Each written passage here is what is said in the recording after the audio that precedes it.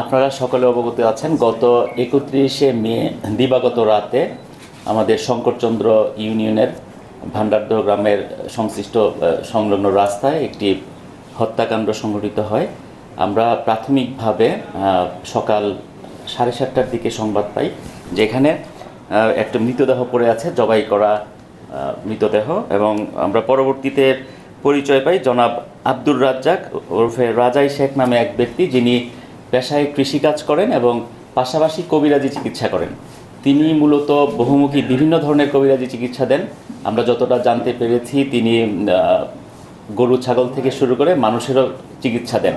তো এরই এক পর্যায়ে যিনি আজকের এই মামলার আসামি, তার নাম হচ্ছে রুবেল মিয়া, 23 বছর বয়স, এবং তার সহযোগী তার চাচাতো ভাই সোহেল রানা, 20 বছর বয়সী, এই হত্যাকাণ্ডের সাথে সংশ্লিষ্ট। এবং আমরা তাৎক্ষণিকভাবে আমরা যখন শুনতে পাই যে এখানে একটি ডেড বডি পড়ে আছে, তার পরিচয় নিশ্চিত হওয়ার জন্য পার্শ্ববর্তী আমাদের থানাগুলো, বিভিন্ন জায়গায় হাটবাজারে আমরা মৃতদেহের ছবি প্রদর্শন করে পরিচয় নিশ্চিত হওয়ার পরে এক পর্যায়ে আমাদের পুলিশের একাধিক টিম মাঠে থেকে ঘটনার রহস্য উন্মোচন এবং আসামি ধরার কাজে নিয়োজিত হয়। এক পর্যায়ে আমরা জানতে পারি যে একটি চিকিৎসা দেওয়ার কেন্দ্র করে, যিনি ডিসিজড ভিকটিম, যিনি মারা গিয়েছেন, তিনি কবিরাজি চিকিৎসা করেছেন এই যে জনাব রুবেল, এবং তার স্ত্রীর ব্যক্তিগত বিষয়ে চিকিৎসা করার নামে একটি পানের বরজে নিয়ে যায়। তো পরবর্তী সময়ে কৌশলে তার স্বামীকে, রুবেল মিয়াকে, একটি দোকানে পাঠিয়ে দেয় যে তোমার এই জিনিসটা লাগবে, নিয়ে আসো।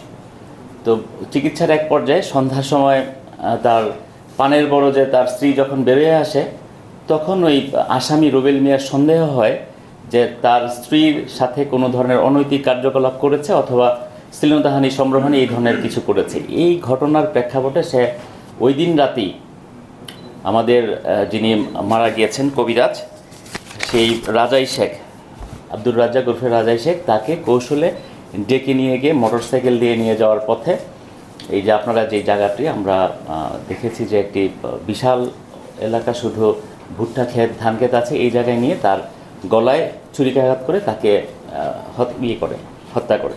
এবং এক পর্যায়ে আমরা তার যখন খোঁজখবর করতে থাকি, পরিচয় আমরা বিভিন্ন অ্যাঙ্গেলে কাজ করা শুরু করি, যে তার সাথে কারো পূর্বশত্রুতা ছিল কিনা, বিরোধ ছিল কিনা। তো এক এক সময় এক এক রকমের, কেউ জায়গা জমি, কেউ কবিরাজি করতে গিয়ে গরু ক্ষতিগ্রস্ত হয়েছে, এভাবে বিভিন্ন তথ্য উপাত্ত আমাদের কাছে আসতে থাকে। আমরা সেটিকে পুঙ্খানুপুঙ্খভাবে বিবেচনায় নিয়ে বিশ্লেষণ করে পরবর্তীতে আমরা সাসপেক্ট হিসেবে রুবেলকে পাই। এবং রুবেল তিনি আমাদের কাছে বলেছেন এবং কোর্টেও ফৌজদারি কার্যবিধি 164 ধারায় নিজেকে জড়িয়ে জবানবন্দি দিয়েছেন যে কী কারণে, কিভাবে তিনি সংক্ষুব্ধ হয়েছেন, এবং এই সংক্ষুব্ধ হওয়ার কারণেই কবিরাজ রাজাই শেখকে তিনি নিজ হাতে ছুরি দিয়ে জবাই করে হত্যা করেছেন।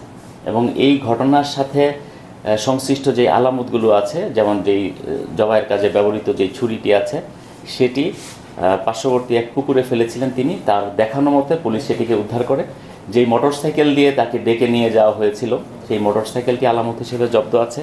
পাশাপাশি তার সাথে, কবিরাজের সাথে একটি টর্চ লাইট ছিল, সেই টর্চ লাইটটিকেও আমরা আলামত হিসেবে জব্দ করেছি।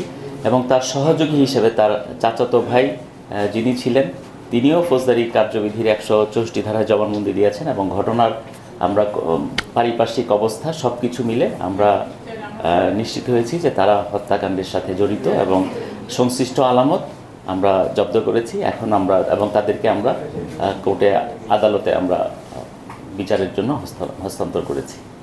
চাচাতো ভাই